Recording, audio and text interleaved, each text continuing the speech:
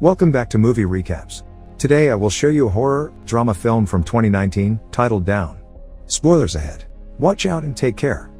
Jennifer is one of the last people left in the office on a Friday night. She's going to catch a plane to New York for the extended weekend to see her ex-fiancé for Valentine's Day, so she writes him an email. She doesn't want to be late for her flight, so she grabs a bunch of candy and leaves the office. Simultaneously, Guy is getting ready to leave work as well. They both end up waiting for the elevator at the same time. Jennifer gets on the 49th floor and he joins her on the 42nd. Guy immediately starts chatting with her and joking. She replies but doesn't seem interested in having a conversation. Guy shows her an etching on the wall when the elevator suddenly stops. He tries the keys and the alarm button, but nothing works even though the electricity in the elevator seems to still be on. Guy tries opening the door, though that doesn't work either. They try waving to the fully operational camera and still no one responds to their calls. To make matters worse, none of their phones has service because they are 4 stories underground. Jennifer wonders where the security for the building is, worried that she'll miss her flight. 15 minutes later, they try calling for help and banging on the door, but no one can hear them. Guy gets the idea that there might be an escape hatch, so she awkwardly climbs on his shoulders and they check the elevator ceiling. She heard her hand a little banging on it, so he puts her down. 1 hour later, Jennifer realizes that she'll never catch her flight, and even though Guy jokes to lighten the mood, she just curses everything and everyone out. They finally introduce each other and continue with the banter that Guy had started the moment he stepped on the elevator. Since Jennifer doesn't have any water in her thermos, Guy offers her his bottle, but they joke that they should pop open the wine he had on him instead. Both of them realize that they have bottle openers in their bag and laugh about it. They don't open the wine, but she does accept his water. As a consolation prize for not having any actual food, Jennifer gives Guy some of the candy. She thinks they should save their rations though because they might end up stuck in the elevator until Tuesday. 4 hours later, Jennifer has to pee and she desperately tries to hold it in because she's too embarrassed to do it in front of Guy. He tells her to go in the corner over his coat, and when she says no, Guy suggests she relieves herself in her thermos. She makes him close his eyes and cover his ears. Guy also begins to sing and she finally pees. After that, she adds to the drawing on the elevator wall. Sometime later, they play a game and begin talking about more personal things. Guy tells her that he has no one that'll be looking for him because he's too obsessed with his job. Jennifer says she's the same. She tells him that she wanted to surprise someone in New York, but that he probably didn't even want her to come. Guy figures that it's about time that they open the wine and hands it to her. They drink to not being dead yet. Much later, they're keeping occupied by drawing each other and getting closer. Guy confesses that he'd actually seen her before in the office building. He just didn't share that because he didn't want to sound like a stalker and make her feel uncomfortable. She doesn't take it as bad as he thought she would. In fact, she laughs about it. They finish their drawings and show them to each other. Her portrait of him is more on the jokey side while his is more serious. Jennifer apologizes and takes a photo of the drawing, saying she'll make it her profile picture if they survive. Next, they talk about food, and since they're both hungry, she asks Guy to change the subject. He lists off different things and she chooses to talk about making love, gets up, and turns her camera on him, asking about the dirtiest place he's made love before. Guy's a little shy, so she shares her story first. Jennifer tells him a story about one of her ex-boyfriends in college and the time they slept together in a library. When it's Guy's turn, he still doesn't feel like sharing his story because he thinks he doesn't have an interesting one. Jennifer tells him to make up one. Guy tells a story about a hot girl that wanted to be with him during a work picnic. He says that they got drunk, got in the car, and she begins to undress while he's driving. Guy gets weird and uncomfortable again, telling Jennifer that he got aroused and he had to stop. He apologizes because he thinks he crossed a line, but she says that it's cool. Guy approaches her awkwardly and kisses her, then begins to undress her. They make love in the elevator. After, Guy tells her that he could fall in love with her, but she gets away from him. Jennifer tells him that she wants to get back together with her ex. That was the reason why she wanted to go to New York and surprise him, to patch things up and make everything better. Unlike Guy, she thinks that even though their encounter was fun, they should just keep it casual because what she has with her ex is real. Jennifer is honest with him about how she feels and what her previous relationship was like. Guy, on the other hand, thinks that they connected and that her ex doesn't deserve her. She gets mad because she clearly still loves him and tells Guy that when they get out of the elevator they'll just go back to their separate lives. Guy keeps insisting that they were meant to be together and he begins to cry because he feels alienated even though they're locked in a box together. Suddenly, something flips in him and Jennifer can feel it happen. Guy begins to tell her the truth about who he is. He lied to her about where he worked and about his name too. The man tells her that he didn't just notice her, but that he actually saw her every single day at work. He takes out his phone and shows Jennifer security photos he has on it of her, listing out the times and dates when it was. The guy even has a video of her getting into the elevator that night. Jennifer is afraid.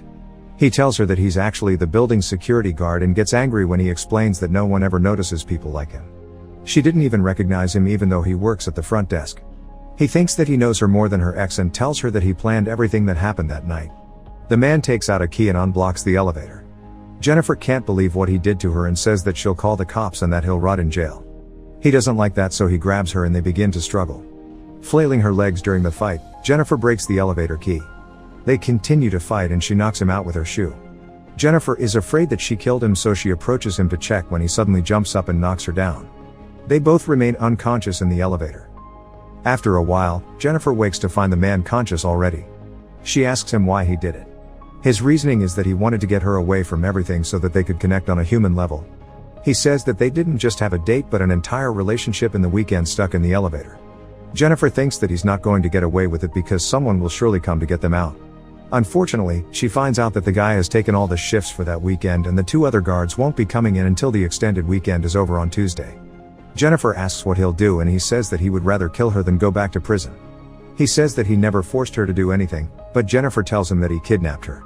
That sends him into a rage spiral. When he calms down, he opens the present that Jennifer had bought for her ex-fiancé. He finds a shirt and a box in the bag. The guy puts the shirt on and tells Jennifer to open the rest of the present.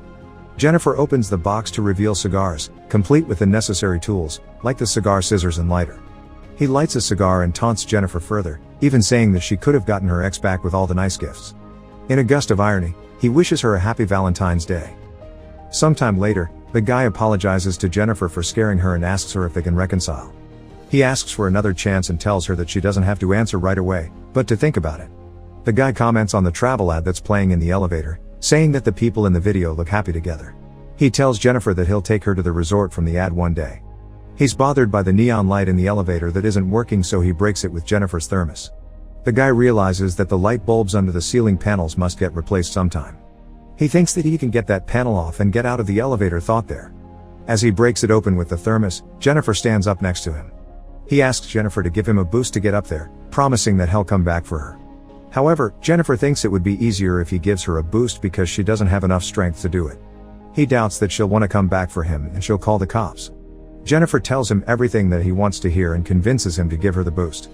She gets on his shoulders and pulls out of the elevator. The guy tells her where the ladder and the door are, happy that they finally managed to escape.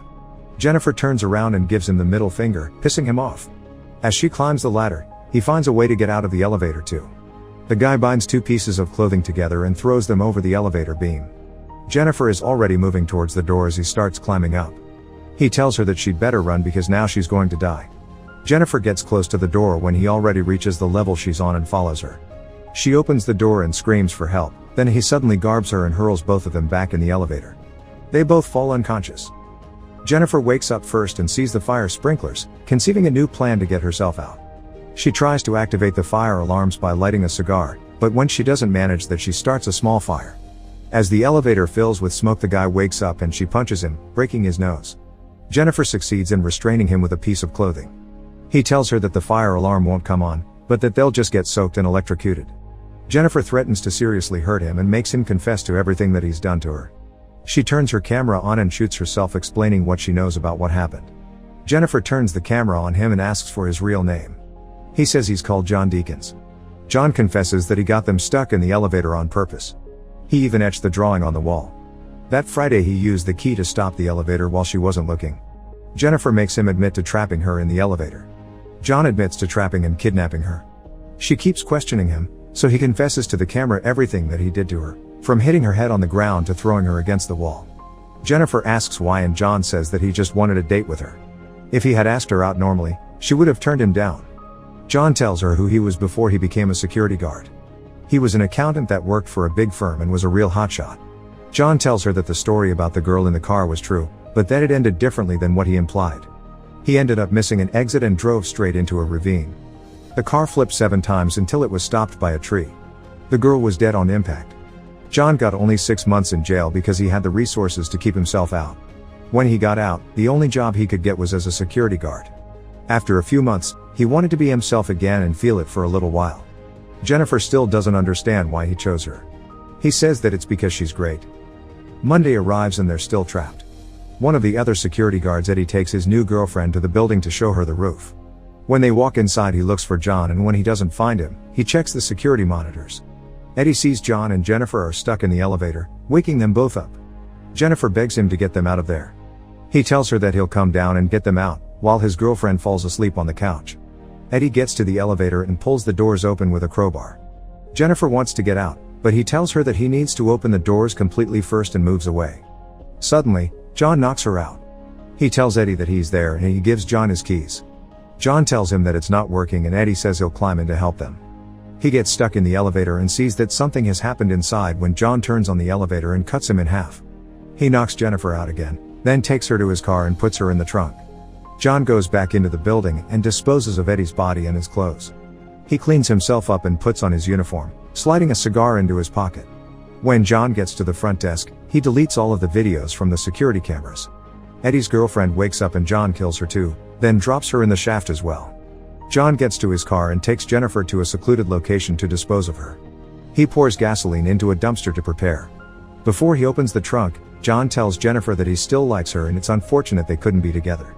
Jennifer pretends that she's dead, and when John goes over to the dumpster, she hits him over the head, gets in the car and starts driving. At one point she stops when she finds the lit cigar in the tray. Jennifer starts backing up the car and rams into a terrified John. She comes out and sees that he's in the dumpster. Jennifer relights the cigar and walks away, then she flicks the lit butt into the dumpster, burning John alive. Make sure to subscribe and turn on notifications so you can watch more videos like this. Thanks for watching.